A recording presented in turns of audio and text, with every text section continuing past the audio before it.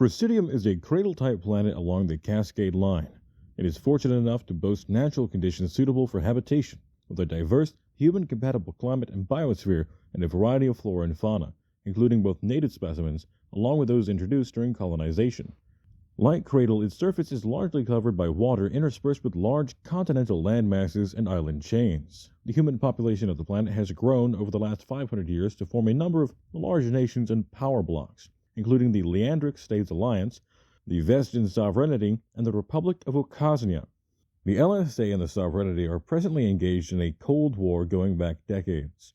Both states were established during a period of civil instability and warfare over land and resources known as the Barren Years.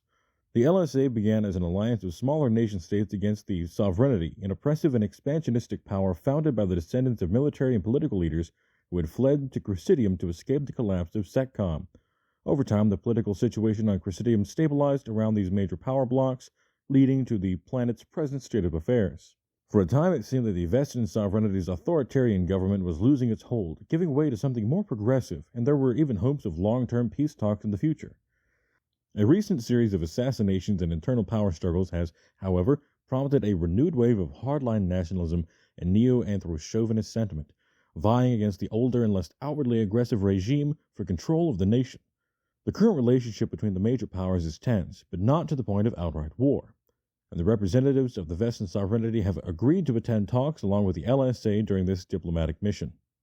Societally, Cressidium has been largely isolationist until recently. Though knowledge of other humans existing across the galaxy isn't suppressed information, most assume that Union inevitably collapsed in the wake of the revolutionary movement against the Second Committee, and that it remaining obscure and unnoticed is vital to protect the planet against any number of marauding, vengeful splinter nations.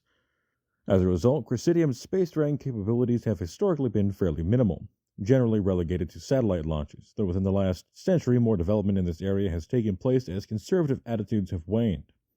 The planet now boasts several space elevators, and the major powers have all made headway in developing their own surface-launched space-capable ships, roughly equivalent to what Union would classify as Corvette-tier vessels.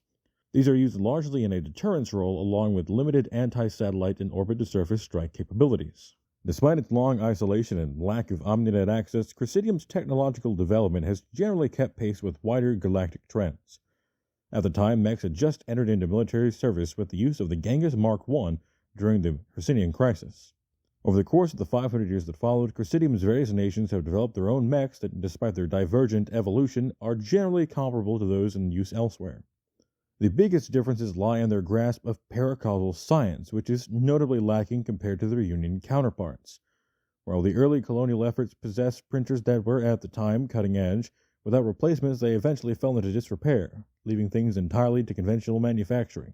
Access to modern printer technology is among the benefits Union is offering should Cressidium ultimately decide to join them.